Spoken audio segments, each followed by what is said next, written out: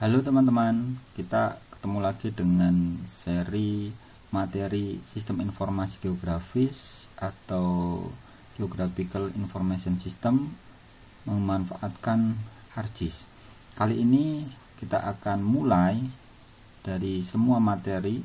Kita harus mengenal bagian depan atau pendahuluan atau awal dari materi ini. Pertama kali, sebelum kita bekerja menggunakan sistem informasi geografis memanfaatkan ArcGIS ini, kita harus mengenal cara kerjanya. Jadi untuk ArcGIS ini ada beberapa fasilitas yang disediakan. Yang pertama itu tentunya yang akan kita banyak bekerja itu adalah menggunakan ArcMap. Kemudian ada juga yang sering kita pakai dan itu sudah bundling di dalam ArcMap ini, yaitu namanya adalah ArcCatalog. Ini bisa kita aktifkan menggunakan toolbar yang ada ini, katalog. Kita keluar, kita bisa pin di sini, bisa juga kita tetap tampilkan di sini atau kita masukkan biar kita leluasa menggunakan bagian tengah ini, data view-nya.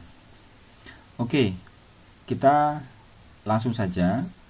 Pada saat kita menggunakan pertama kali ArcMap ini, kita harus menghubungkan ya dengan berbagai macam lokasi penyimpanan di komputer kita. Walaupun ini satu kesatuan di dalam komputer kita, akan tetapi sistem di ArcGIS ini, terutama yang kita buka saat ini adalah ArcMap, itu harus kita konekkan terlebih dahulu. Caranya bisa dari berbagai macam cara.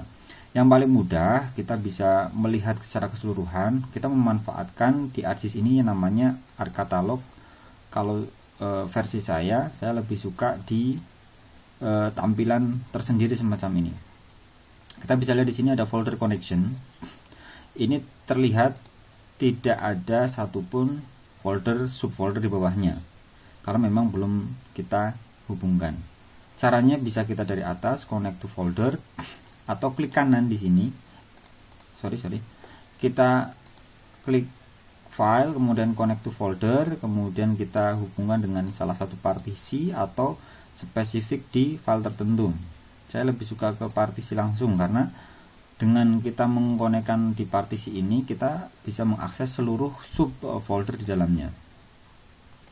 Ini cara pertama. Cara yang kedua, kita bisa pakai ini, ada icon connect to folder. Kemudian kita klik yang belum terhubung, yang E.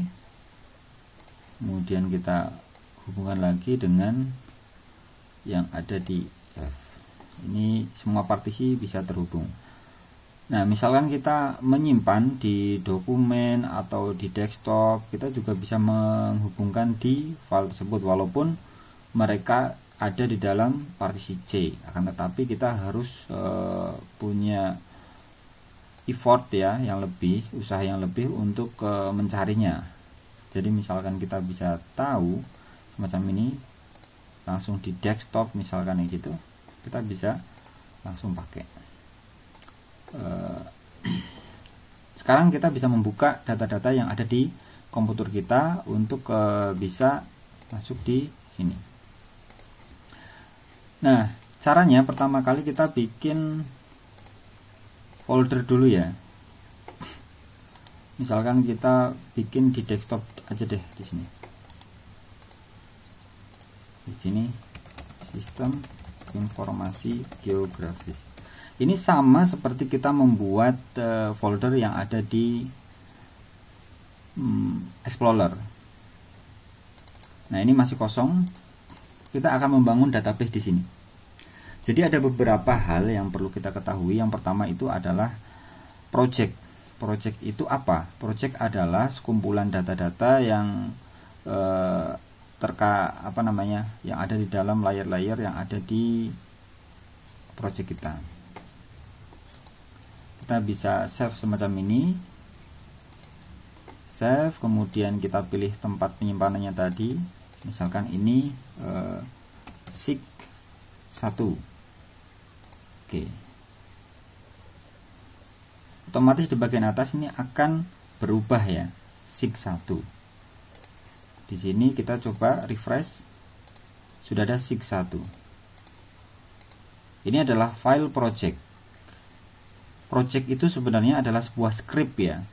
Jadi di dalamnya itu mereka menghubungkan satu dengan yang lain, layer-layer yang akan kita kerjakan. Akan tetapi ini cuma script aja. Sebenarnya mereka tidak ada data, cuma mereka punya kekuasaan untuk merangkai dalam satu kesatuan project tertentu. Nah, misalnya kita buka di sini ada desktop di sini. Nah, pada saat kita kirim MXD ini tidak ada apa-apanya kalau misalnya kita tidak mengirim satu kesatuan ya. Ini kosong. Walaupun kita isi dengan data-data yang lain, misalkan kita isi dengan data RT/RW semacam ini, kemudian kita save. Nah, di sini kemudian kita refresh, tampilan di sini akan kelihatan data. Akan tetapi pada saat kita mengirimkan data SIG1 MXD ke orang lain, data yang ada di dalamnya itu tidak akan terkirim sekaligus, cuma data script ini. Nah, ini ya tidak akan bisa dibuka oleh orang lain selain di komputer saudara atau di komputer yang bersangkutan. Kemudian yang kedua itu adalah, makanya misalkan kita ingin mengirimkan project, itu biasanya ya datanya itu kita satukan terlebih dahulu. Caranya bagaimana? Caranya itu kita menyimpan di satu lokasi yang sama. Biasanya untuk manajemen datanya, saya biasanya membuat subfolder semacam ini, misalkan sumber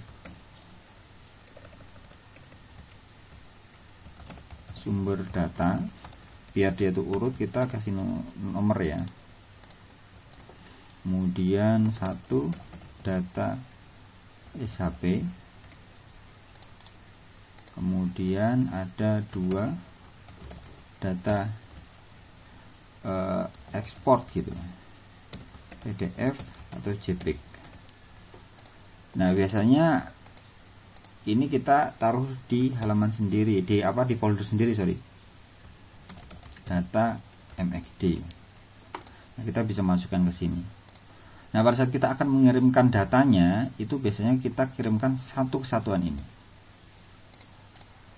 Dan data MXD ini seperti yang saya sampaikan di depan, bahwa ini tidak ada isinya, tidak otomatis dia mengirimkan isi yang ada di dalamnya, walaupun pada saat kita membuka projectnya di komputer kita, di situ ada layer semacam ini, kemudian ada layout mungkin yang sudah kita buat, ada judul, kemudian ada legenda dan seterusnya. Akan tetapi itu cuma yang akan terkirim itu layoutnya aja, jadi judul dan seterusnya. Akan tetapi konten di dalamnya, layar-layar ini tidak akan terkirim.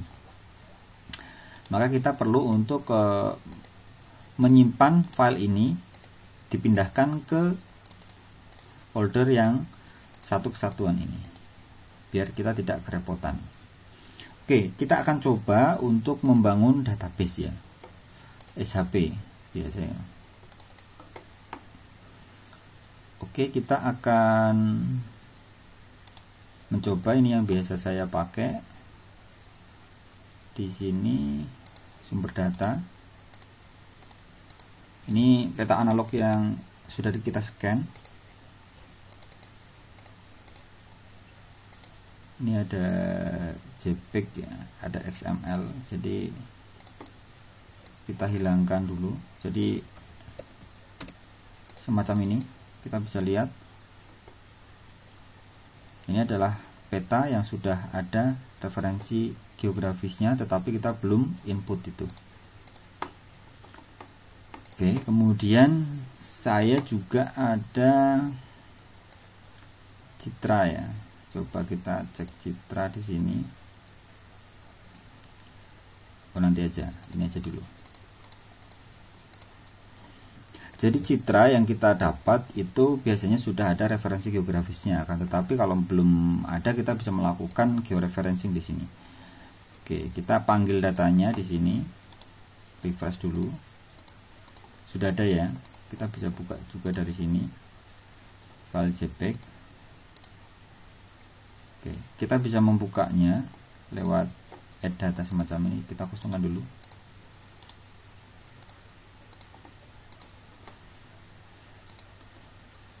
Di sini ada desktop, item informasi, sumber data, admin.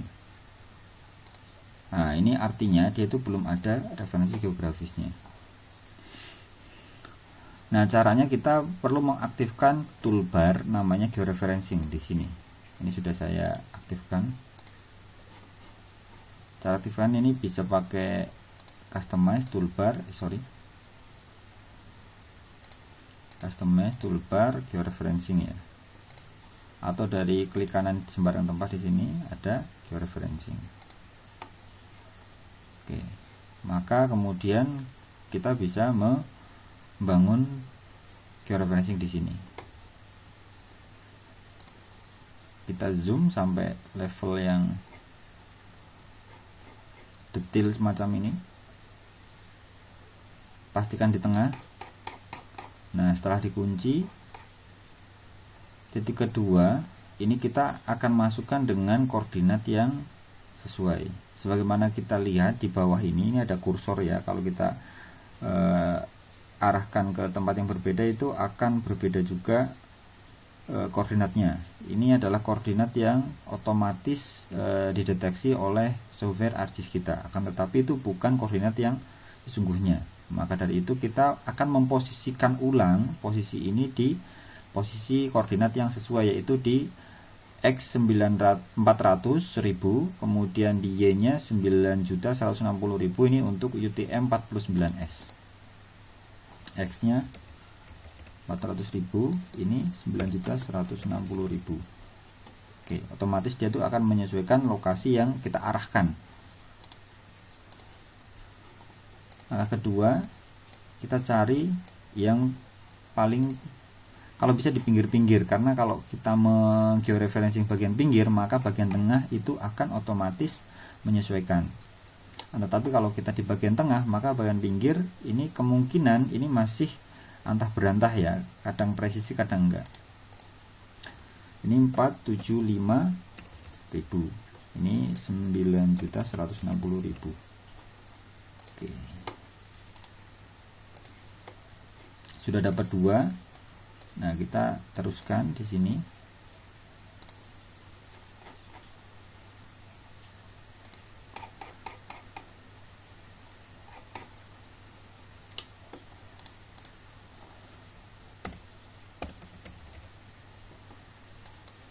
$9.100.000. Oke, kita lihat lagi.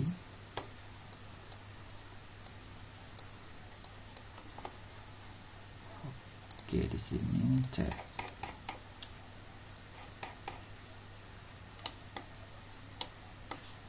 Sudah kelihatan.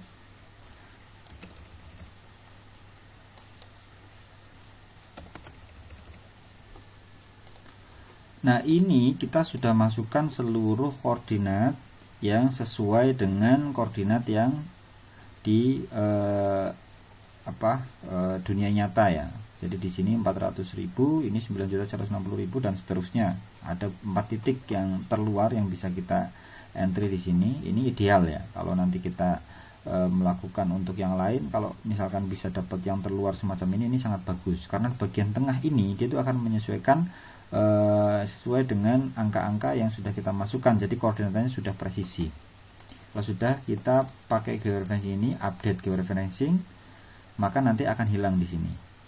Kita lihat di sini RMS errornya itu 0,788241. Nah, RMS error di sini lebih mendekati 0 itu akan semakin bagus. Jadi usahakan itu semakin dekat dengan 0 dan jangan lebih dari 1, karena lebih dari 1 nanti akan banyak errornya. Ini 0,788 ini kita anggap sudah baik ya. ini update georeferencing maka hilang.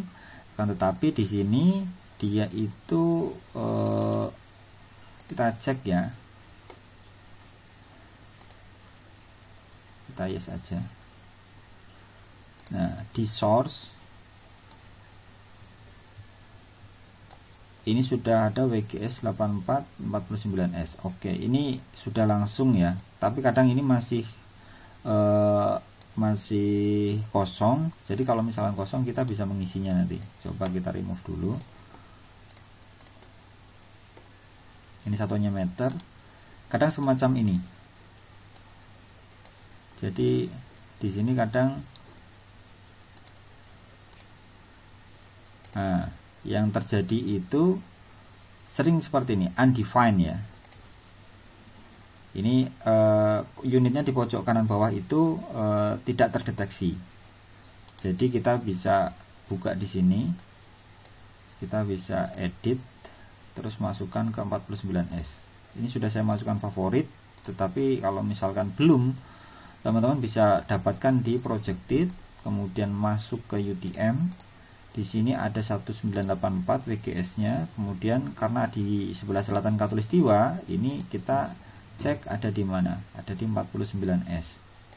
Ini dihafal ya kalau untuk zonanya. Kalau teman-teman sekiranya tidak hafal, bisa melihat di Google Earth kalau teman-teman sudah menginstalnya. Jadi kita bisa melihat di sini zona-zona mana saja lokasi yang akan kita petakan.